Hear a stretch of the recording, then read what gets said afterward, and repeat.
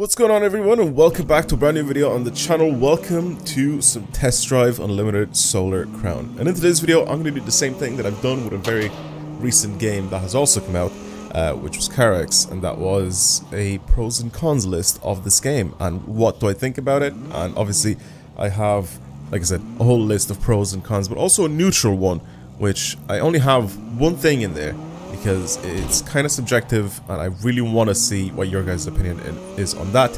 I think we should start with that as well. So the neutral one is the car handling. What do you guys think of it? What do you guys think of the car handling in this? It's very arcadey, so that's not really like a bad thing though for an arcade game. It's very arcadey, however it does still have the simple aspect of oversteer and understeer, and it still kind of happens, but the car feels like it moves around a lot. Right, like it moves around, it shifts with suspension and stuff like that, so it actually does kind of simulate-ish, right? Of course, heavily dampened and heavily assisted, but it does kind of simulate what a car actually does in real life when, you know, it starts to oversteer, when it starts to understeer, stuff like that. What do you guys think of the car handling physics in this game? I kind of like it. I think it's quite decent. It's not like overly like annoying to drive, but it's also not overly like too assisted and too easy to drive, where it makes it like just not fun, and it just doesn't feel like you're controlling the car and you're just controlling like nothing. You know, I kind of like it. I don't know about you guys, but I'm gonna keep that in the neutral category. And again, kind of discuss it amongst yourselves in the comments down below if you enjoy it or don't enjoy it or whatever. I think it's good. It's not like crazy good, but it's good for an arcade style game. I enjoy it. Anyway, let's move on to the pros list, and we'll start off with the very first one, which is the leveling and getting cars. Basically the progression system in this game. I really like it in this game, because stuff isn't given to you, and it's not really thrown at you very easily. And what I mean by that is, if you've played Forza Horizon, or if you've played just Forza in general, even the motorsport games, cars and money constantly get thrown at you. Constantly. You start off the game by having loads of cars in Forza Horizon, for example. In this, you start off with a car, and you try to level up, and you try to unlock the capabilities of buying the car, and not only that, but you also need to try and get the money to do it, and everything's very expensive. It's not enough for it to be a grind, not at the moment anyway. Right now, it just feels like there's so many events and so many things to do, which I'll get to later on, but there's so much stuff to do that it doesn't feel like you're kind of grinding for something. You just kind of play the game, and eventually you have the money to purchase the car that you want.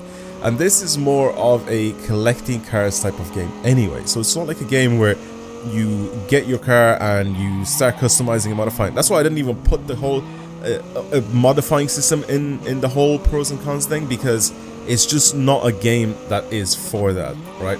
It's not a game that you go around and you start putting body kits and stuff like that on cars.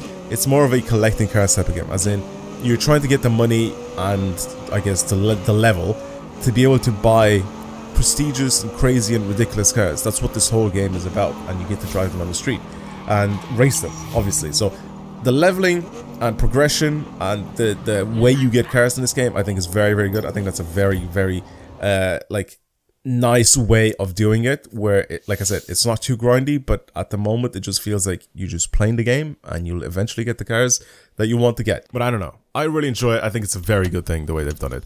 Second of all, car sounds. I think car sounds are very good in this game. I think they've done a really, really good job at trying to replicate the cars in real life, and I think they just sound really, really good. They just sound like they have soul to them. It sounds like someone has gone through the trouble of actually doing correct car sounds, and I really, really like it.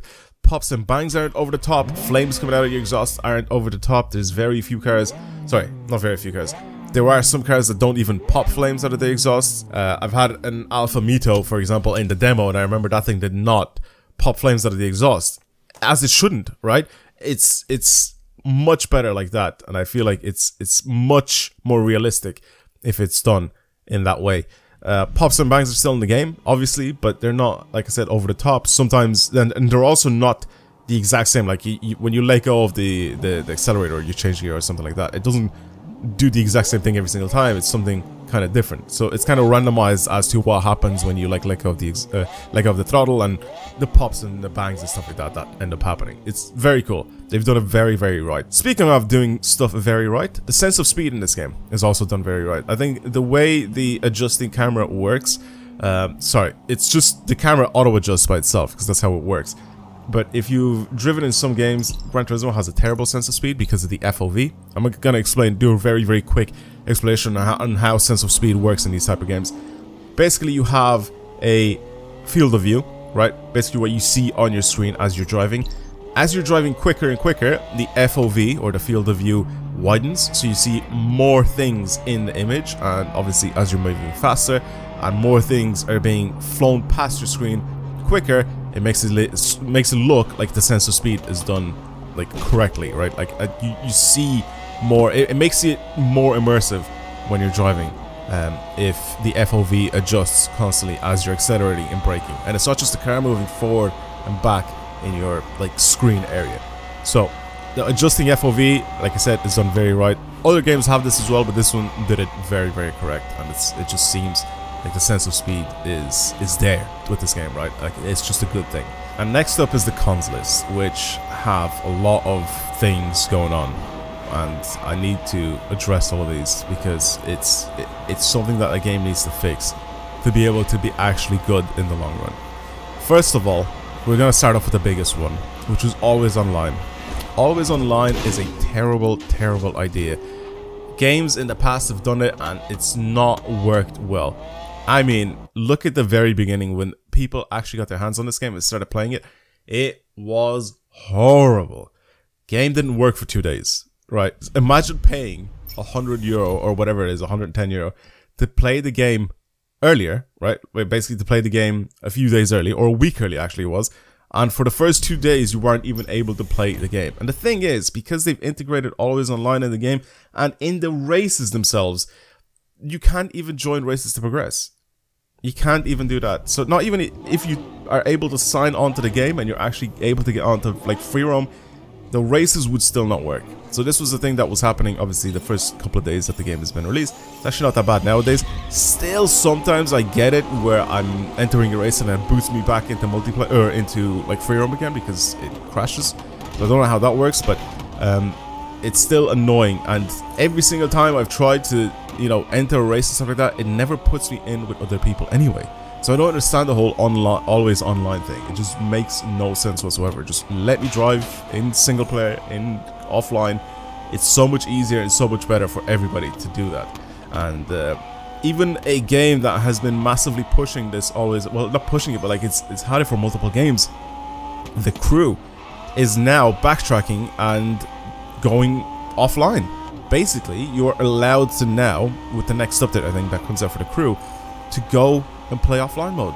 There is a single player offline mode that you can play in The Crew, Motorfest, and The Crew 2. They're even updating their old game so you can go and not have to be always online. Now, let's move on to another one, which is the terrible optimization of this game. As you're watching the gameplay in the background, I've left at the top right of my screen the FPS counter and the ping, right? You'll be able to see my FPS counter being really, really low, and this is on a system that I have, my PC. I've got an Intel i9 13th generation, and I've got a 3080 Ti. So I have no idea how it's possible for this game to run this poorly. I'm playing at 1440p, and I'm expecting it to be similar to other games that I play. Other games, I'm able to easily get over 100 FPS in them. Maxed out, all graphical changes, everything just maxed out. I'm able to get a consistent over 100 FPS. And I don't understand how this game barely squeezes out 60. Most of the time, barely squeezes out 50 FPS. It just doesn't make sense. The game is horribly optimized. And for the people that are saying, oh, I play this game and it just runs perfectly fine on my system. Yeah, because you're probably playing at a low resolution, you're not playing the game maxed out, or you're playing on the console, which again, it's horribly optimized for console from what I've seen. Especially for a PS5 that's able to run games at 40 or at 4K 60 FPS. This game is not able to do that, and if it does, the graphics are horrendous. So people are trying to cap the frame rate, or sorry, they're trying to cap the resolution to 1080p, and then the game will start looking better than it does in 4K. How does that make any sense to anybody? Why would you?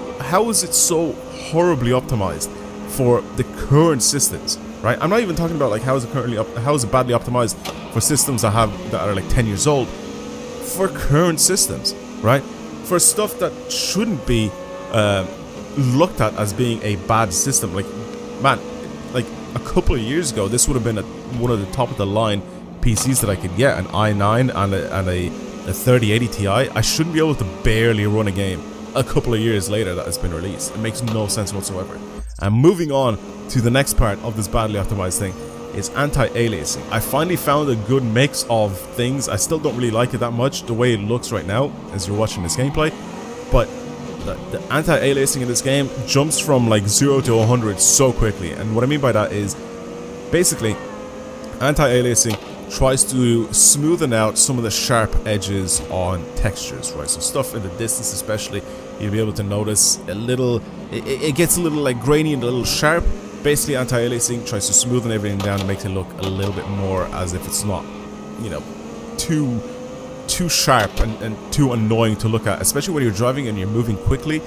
Those sharp objects as they're moving past your screen just don't look that good. Anti-aliasing is a very, very good thing, but in this game, like I said, it goes from 0 to 100 very quickly. It doesn't matter what setting you put it on. If you put it on, it turns your screen, it just looks like someone's put, I can't believe it's not butter, all over my eyes, and all over my screen. It just makes no sense. How is it so... I feel like, someone said in one of my previous videos, I feel like the developers are relying way too much to make their game look good on anti-aliasing instead of actually creating smoother textures themselves, because that is possible, that is how it works. However, then the game file will need to be bigger, and then they will require a lot more work to be done on the game instead of just slapping anti-aliasing on the screen and, you know, having that work by itself. And now let's move on to another one. The AI in this game that you're racing against is very, very dumb. It's either too good or too bad, and there's no in between. It's very weird because it kind of reminds me a little bit of the Forza Horizon AI in some circumstances. And the reason why I say that is because sometimes you'll have one player, or one AI I guess, that will be so much faster than everyone else. This is a very Forza Horizon thing.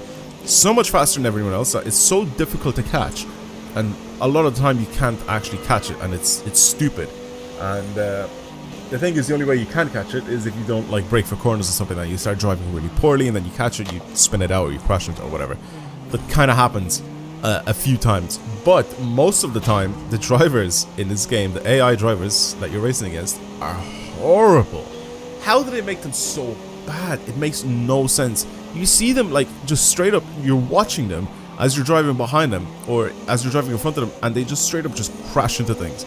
They either crash into the middle islands where everything slows you down in this game, by the way. You crash into like trees or fences and stuff like that, and it slows you down, which I'm fine with, right? It's a little bit annoying when you start doing it, when you start crashing into it, and it slows you down. But it's a good thing.